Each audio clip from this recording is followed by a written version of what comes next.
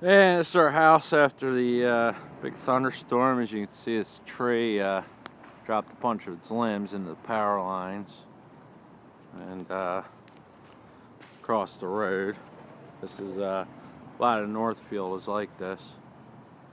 Right now, there's just trees blocking roads everywhere and power lines down. And it's a mess.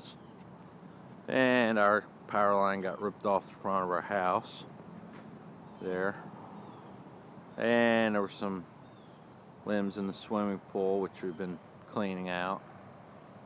And that's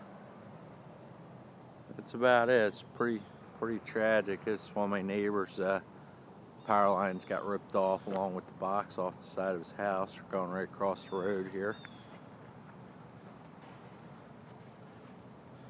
So me and Alice here just cleaning up.